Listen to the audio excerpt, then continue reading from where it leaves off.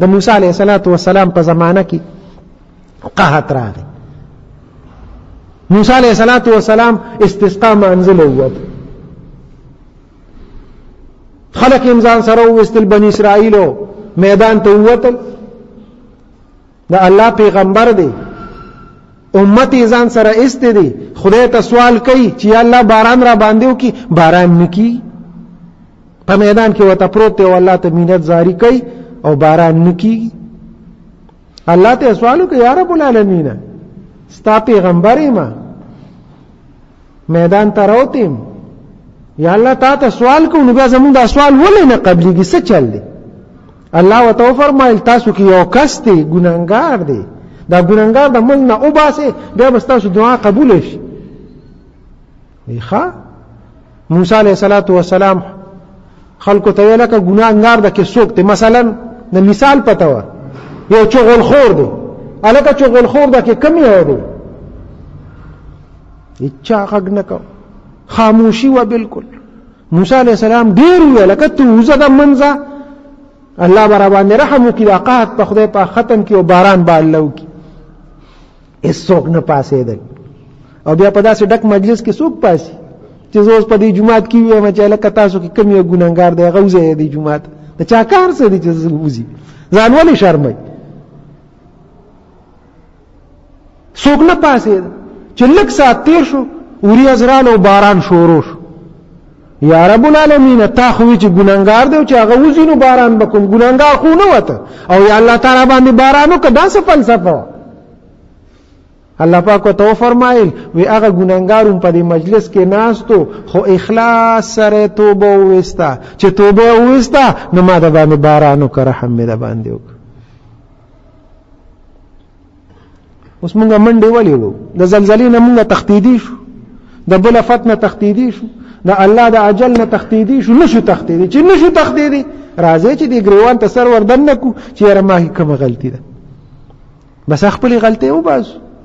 بیا به نه د مرګ یېرېږو، ما زلزلې نه یېرېږو، دا زلزلې به هم ځي راځي، او هر څه به کېږي، آفتونه به هم راځي، خو مونږ غاړه به الله ته ازادوي، مونږ به سپین بازان یو، بیا مونږ به د هېچا نه یېرېږو، نه به د وحودو سازش کې راځو، نه به د بل چا سازش کې راځو، او نه به چې دی نو د مرګ نه یېرېږو. اسانه به شي راته معامله. او دام نه دا ګورې که نه، د موسی علیه السلام په هغه مجلس کې ښکاره ګناه هغه نه کوله، یو پټه ګناه وه. بس مونږ ټول دقسې پټ ګناهګار یو، هېڅ چاته د بل چا پته نشته. خو چې بس د شپې کینو لږ شانتې مراقبه شو او الله ته توجه کو او خپله ګناه باندې الله ته اخلاص سره توبه وباسو چې یا الله دا ګناه به زه نه کوم، دا نور مخلوق را سره ټول پریشانه دی، یا الله زه به داسې نه کوم. الله قبلولو والا ذات دی، پټې دعاګانې قبلوي، توبه قبلوي.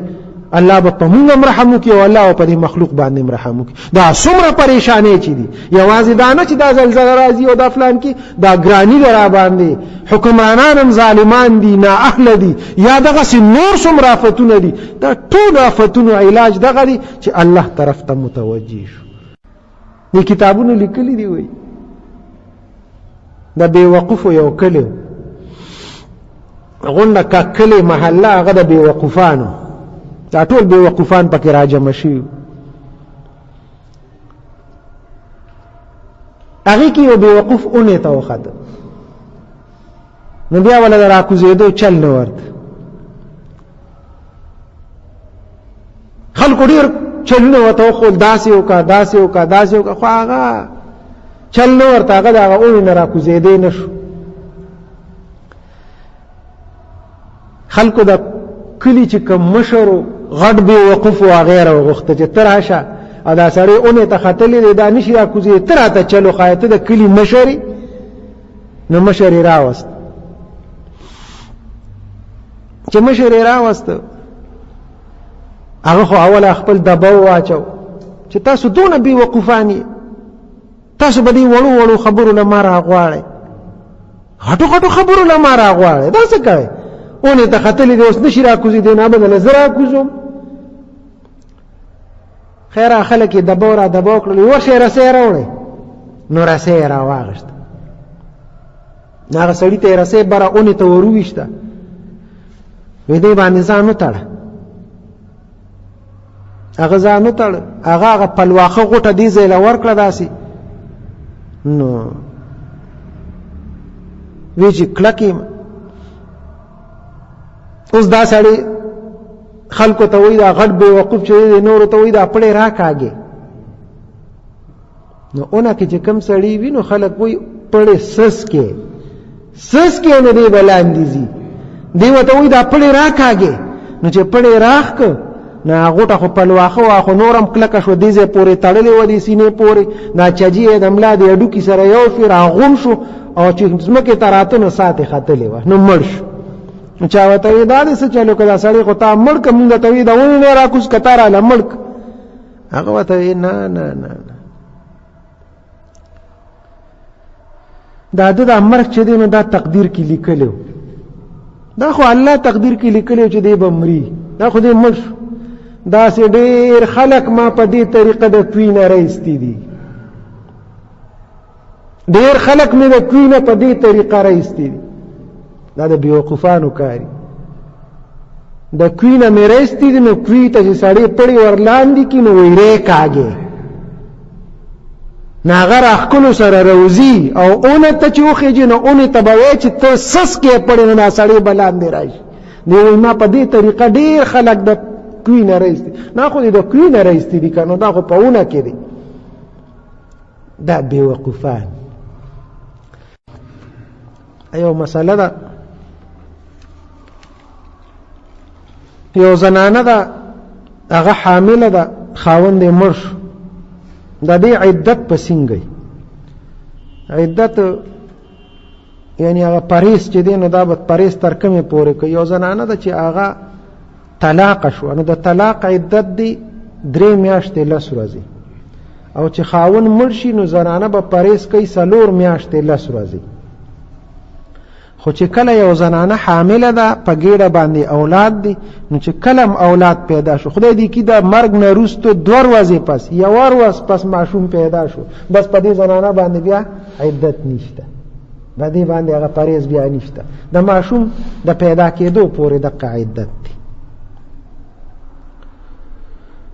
یو سړی وی چې زه به دا ګناه نه کوم،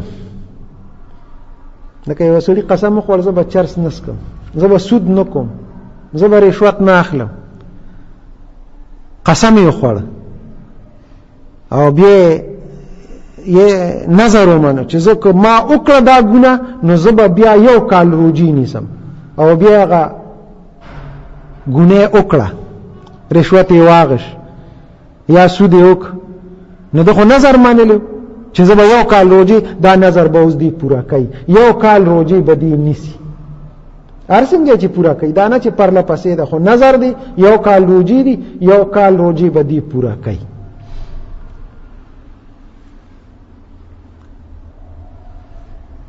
مسلمان کافر شو،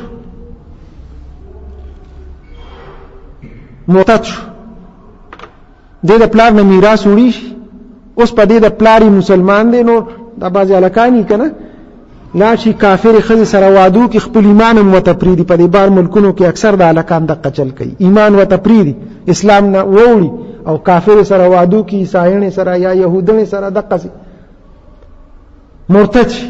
کم سړی چې مرتد شو هغه د وراثت حقدار نه دی، بیا هغه د خپل پلار د میراث نه ووته، ختم شو، به دې اوس د پلار میراث نشي وړی، دته به میراث نشي ورکولی. اسلام سره کفر سره میراث چې دی نو هغه ختمیږي، دی به بیا د پلار میراث نشي وړی. الله دې موږ ټول له عمل کولو توفیق راکړي. یو دعا په جمع باندې وکړي، خدای شرعي حاجات پوره کړي، ظالمانو مفسدانو په امان کې وساتي. خدای دا څومره افواګانې دي، دا څومره آفتونه راځي، یا الله ټول آفتونو نه خدای زموږ حفاظت وکړي. دا د ترکی مسلمانان، دا د شام مسلمانان، الله دې د هغوی حفاظت وکړي. څومره وفات شوي دي، شهیدان شوي دي، الله دې د هغوی درجات نصیب وګرځي. څونه زخمیان دي الله دې ولا شفا کامله ورکړي. د دغسې آفات او مصیبتونو دې الله مونږ ټول په امان کې وساتي. وصلی الله تعالی علیه. سنت کوي خدای.